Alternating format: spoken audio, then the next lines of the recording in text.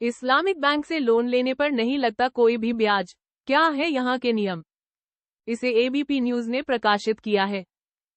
Islamic bank शरीयत कानून के हिसाब से चलते हैं, इसलिए यहाँ वही नियम फॉलो किए जाते हैं जो इस्लाम के हिसाब से सही हो।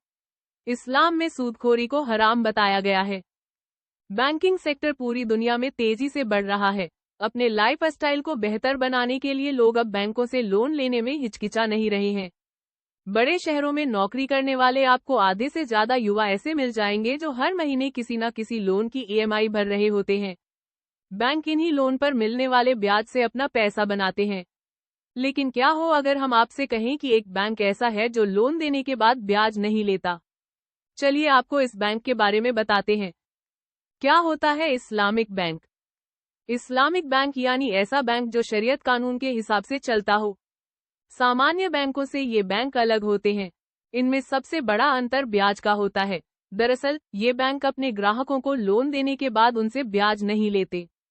इसके साथ ही अगर कोई इन बैंकों में अपना पैसा जमा करता है तो ये बैंक उन्हें उस पैसे पर ब्याज भी नहीं देते, जबकि अन्य बैंक पैसे जमा करने पर आपको ब्याज देते हैं और लोन लेने पर आपसे ब्याज लेते हैं। ऐसा क्यों करते हैं ये बैंक? जैसा कि हमने आपको ऊपर ही बताया कि इस्लामिक बैंक शरीयत कानून के हिसाब से चलते हैं, इसलिए यहाँ वही नियम फॉलो किए जाते हैं जो इस्लाम के हिसाब से सही हो।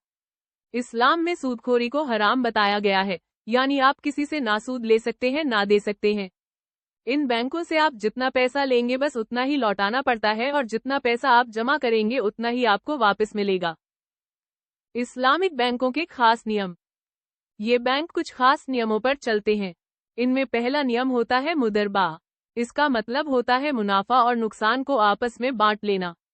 यानी बैंक को अगर मुनाफा हुआ तो वो अपने ग्राहकों के साथ उसे बांट लेगा और अगर उसे नुकसान हुआ तो ग्राहकों को भी बैंक के नुकसान को उठाना होगा। दूसरा नियम है मुशर्फा। इसका मतलब होता है एक दूसरे की मदद के लिए हलाल कारोबार करना।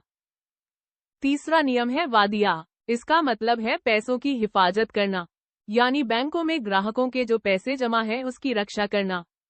चौथा नियम है मुरबा। यह एक तरह का बिक्री अनुबंध होता है। इसमें खरीदने और बेचने वाले दोनों बाजार मूल्य से ज्यादा पर बेचे जा रहे सामान की कीमत चुकाने पर सहमत होते हैं। पांचवा नियम है इजर। इजर का मतलब किसी अचल संपत्ति को पट्टे पर देना। इस्लामिक बैंकों की कमाई का यह सबसे बड़ा जरिया है।